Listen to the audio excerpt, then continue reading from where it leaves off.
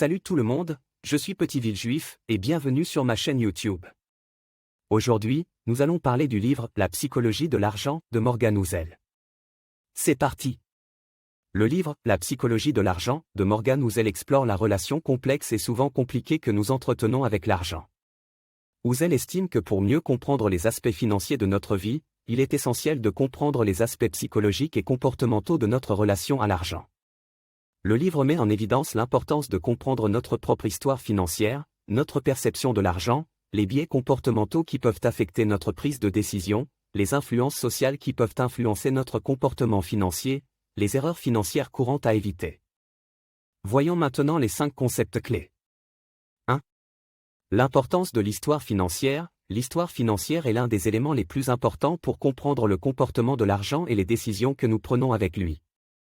Les événements passés ont une influence sur les choix que nous faisons aujourd'hui. Par exemple, les personnes qui ont grandi pendant la Grande Dépression peuvent être plus frugales et épargner plus, car elles ont connu des temps difficiles. De même, ceux qui ont grandi dans une famille qui a toujours eu de l'argent peuvent être plus enclins à dépenser sans trop réfléchir. D'après Housel, il est important de connaître son propre passé financier, ainsi que l'histoire économique du pays et du monde, pour mieux comprendre comment les événements peuvent avoir un impact sur notre comportement financier. 2. La nature de l'argent. Housel explique que l'argent est un outil qui permet de réaliser des échanges, de mesurer la valeur d'un bien ou d'un service, et de stocker de la richesse. Cependant, il souligne également que l'argent est un objet de désir pour de nombreuses personnes, qui cherchent à accumuler des sommes importantes sans avoir une vision claire de ce qu'elles veulent réellement accomplir avec cet argent. L'un des exemples concrets que l'on peut citer est le phénomène des fameux 1%, qui désigne les individus les plus riches de la société. Beaucoup de personnes aspirent à devenir membres de ce groupe, pensant que cela leur apportera bonheur et satisfaction. Cependant, Housel souligne que la richesse ne garantit pas nécessairement le bonheur, et que les personnes les plus heureuses sont souvent celles qui ont un équilibre dans leur vie, avec des relations saines et un travail qui leur plaît. En pratique, comprendre la nature de l'argent peut aider les individus à éviter les pièges de la consommation compulsive, de la comparaison sociale et de la recherche de la richesse pour la richesse. En prenant conscience que l'argent est un outil, les personnes peuvent réfléchir à la façon dont elles veulent l'utiliser pour atteindre leurs objectifs de vie, plutôt que de chercher à accumuler des sommes importantes sans réflexion préalable. 3. Les biais comportementaux. Ce sont des erreurs de raisonnement que nous commettons tous, souvent sans même nous en rendre compte.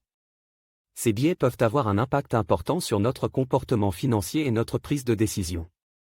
Voici quelques exemples de biais courants. L'aversion aux pertes. Les gens ont tendance à être plus sensibles aux pertes qu'aux gains. Cela peut les amener à prendre des décisions imprudentes pour éviter une perte. La surconfiance. Les gens ont souvent tendance à être trop confiants dans leur capacité à prédire l'avenir ou à battre le marché. Cela peut les amener à prendre des risques excessifs. L'effet de disponibilité. Les gens ont tendance à accorder plus de poids aux informations facilement disponibles. Cela peut les amener à surréagir à des événements récents ou à des histoires sensationnelles. L'effet d'ancrage. Les gens ont tendance à être influencés par les premières informations qu'ils reçoivent. Cela peut les amener à prendre des décisions basées sur des informations incomplètes ou biaisées. Il est important de reconnaître ces biais et de travailler à les surmonter pour prendre des décisions financières plus judicieuses. 4. Les influences sociales. Elles jouent un rôle important dans nos comportements financiers. Nous avons tendance à nous comparer aux autres et à suivre leurs choix, souvent sans réfléchir aux conséquences pour notre propre situation financière. Un exemple concret est la pression sociale pour acheter une maison. Beaucoup de gens considèrent l'achat d'une maison comme un signe de réussite financière et sociale, et peuvent se sentir obligés d'acheter une maison même s'ils ne sont pas prêts ou ne peuvent pas se le permettre. Cette pression peut les amener à prendre des décisions financières qui ne sont pas dans leur intérêt à long terme. Il est important de prendre du recul par rapport à ces influences sociales et de se concentrer sur nos propres objectifs financiers. Nous devons nous rappeler que chaque personne a des circonstances financières différentes et que ce qui fonctionne pour une personne peut ne pas fonctionner pour une autre. Il est important de prendre le temps de réfléchir à nos propres objectifs et de prendre des décisions financières en fonction de ceux-ci, plutôt que de simplement suivre les autres. 5. Les erreurs financières courantes. Housel nous indique les erreurs financières courantes que font la plupart des gens. Nous faisons et refaisons ces erreurs sans nous en rendre compte. Les voici. La procrastination financière. Il est facile de remettre à plus tard la planification financière, mais cela peut entraîner des retards et des coûts supplémentaires à long terme. Par exemple, Ne pas commencer à épargner pour la retraite tôt peut entraîner des pertes importantes de revenus de retraite.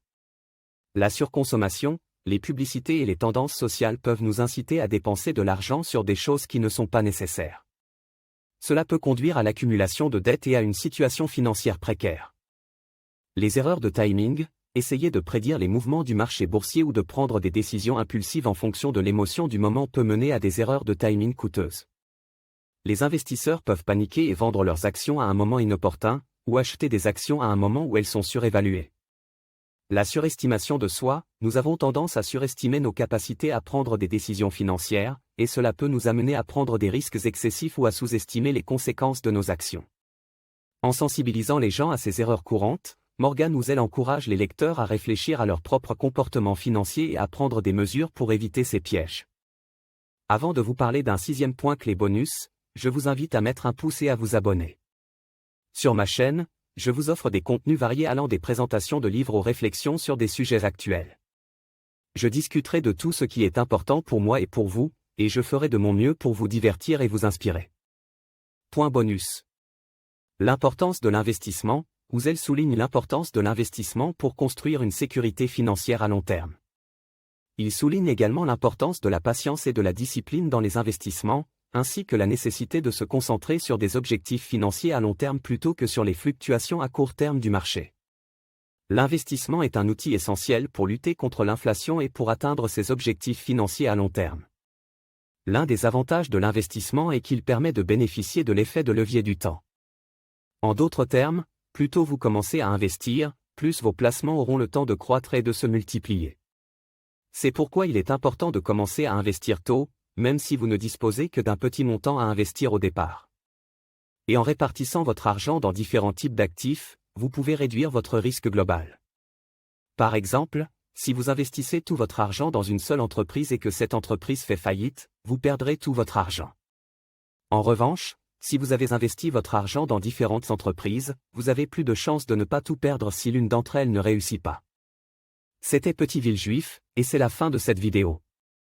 Je vous remercie de m'avoir suivi et j'espère que vous avez apprécié la vidéo. N'oubliez pas de vous abonner à ma chaîne YouTube et de cliquer sur la cloche pour être notifié de mes prochaines vidéos. C'est la meilleure façon de soutenir ma chaîne. Merci encore pour votre soutien et à très vite sur mes prochaines vidéos. À bientôt.